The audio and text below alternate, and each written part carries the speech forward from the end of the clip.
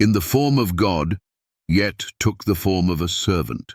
Philippians 2:6-7.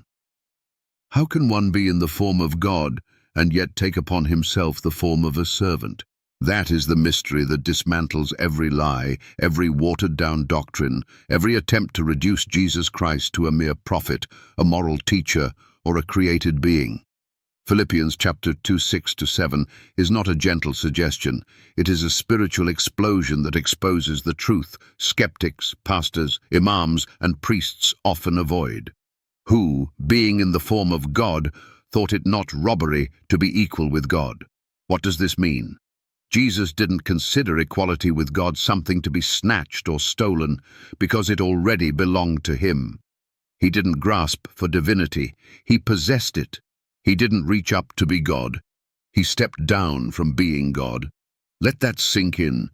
He was already in the form of God, not trying to become God, not becoming God over time, not appointed God by others, but existing eternally in the form of God. This word form in Greek, morph, means the very essence, nature, and outward manifestation of something. Jesus didn't wear God's mask. He was God by nature, substance, and being. Yet what did he do? He emptied himself. He made himself of no reputation. He took upon him the form of a servant. This was not subtraction of divinity, it was the addition of humanity. He veiled his glory, not his identity. He concealed his majesty, not his power.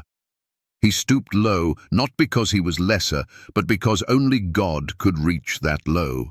To the skeptic, if Jesus was merely a man, what man can lower himself from the form of God? Can flesh descend from deity unless it first existed as deity? Can you come down from somewhere you've never been? To the imam. Your Quran speaks of Jesus' miracles and his virgin birth, yet denies his divine essence. But this verse declares he had the form of God before ever entering a womb. That means he pre-existed Mary, and he pre-existed creation itself. Who fits that description but God? To the priest and pastor who preach a passive, politically correct Jesus, this verse tears the mask off your false gospel. The humility of Christ was not weakness. It was strength restrained. It was divinity draped in flesh, not diminished by it. Jesus took the form of a servant. That means he chose it. It wasn't forced. He wasn't created into it. He descended into it. The King of Heaven wrapped himself in the rags of man. The infinite became an infant. The Creator took on the likeness of his creation.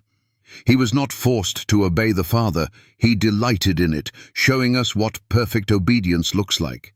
If he was already in the form of God and later took the form of a servant, then the equation is simple. Jesus is both fully God and fully man. Two natures, one person, undivided, unchanging, eternal. Philippians 2 isn't poetry, it's a proclamation. It doesn't describe a man climbing toward godhood. It reveals God stooping toward humanity. The Son did not begin in Bethlehem. He began with no beginning, and from that throne of glory he descended for your salvation. So now, to every doubter and religious leader who still denies his divinity, why would a man empty himself of divine glory if he never had it? Why would a creature become a servant if he never was a king? Only God could step down from God. Only God could clothe himself in humility, die the death of a criminal, and still reign as Lord over all. This is the scandal of the gospel. This is the truth religion fears. Jesus Christ, being in the form of God, took the form of a servant for you. Deny it, and you deny the very heart of heaven. Prove him wrong, if you dare.